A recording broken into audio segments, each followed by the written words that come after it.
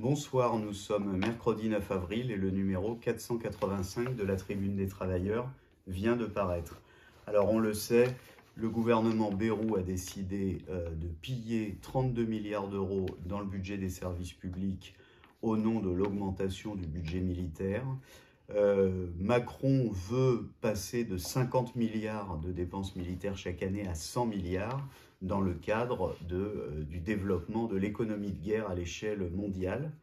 Et bien sûr, tout cela a des conséquences dramatiques pour les travailleurs, pour la population. Cette semaine, la Tribune des Travailleurs traite des conséquences du point de vue des collectivités territoriales, que ce soit pour ceux qui y travaillent, les agents titulaires ou précaires, et bien entendu de la population qui dépend de ces services publics.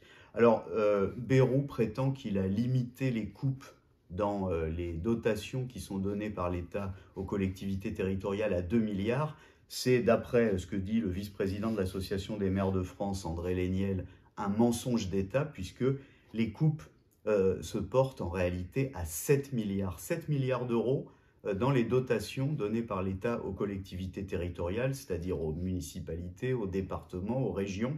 Cela a bien entendu des conséquences parce que ces coupes, ces baisses de dotation, elles sont répercutées contre les agents, contre la population, non seulement par les majorités de droite, ce qui est dans l'ordre des choses, mais aussi, ce qui est un problème, par les majorités de gauche.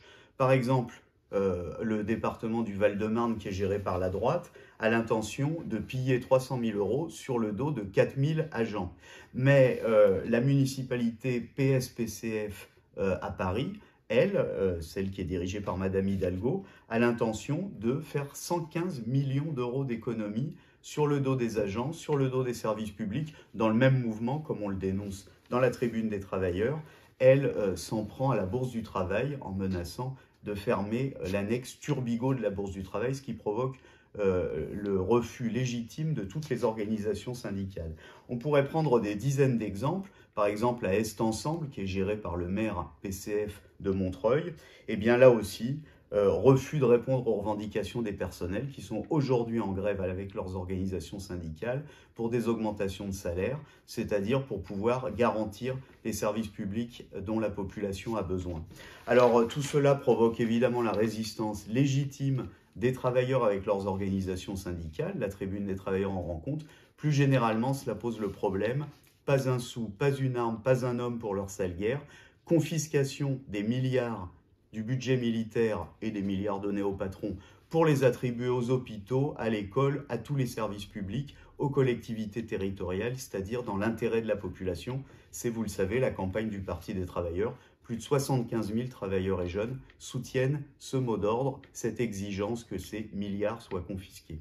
Et puis la Tribune des Travailleurs cette semaine, c'est évidemment l'actualité internationale, la situation dramatique à Gaza, où Netanyahou et Trump veulent purement et simplement éliminer 2 millions de Palestiniens.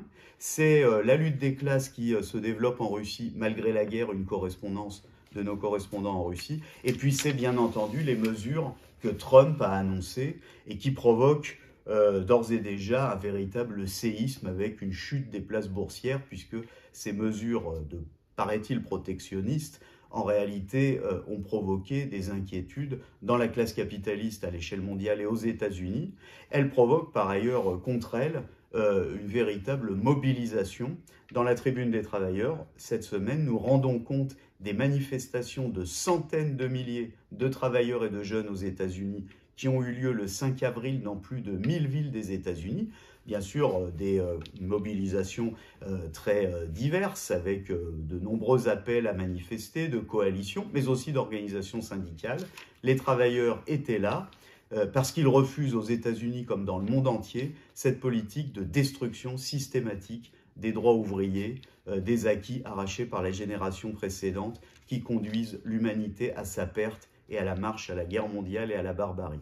Alors, cette semaine, comme les semaines précédentes et comme la semaine prochaine, la Tribune des Travailleurs, c'est un instrument indispensable pour tous les travailleurs, les jeunes, les militants, qui veulent agir dans la lutte de classe pour bloquer cette marche à la barbarie dont le système capitaliste et les gouvernements à son service sont les agents.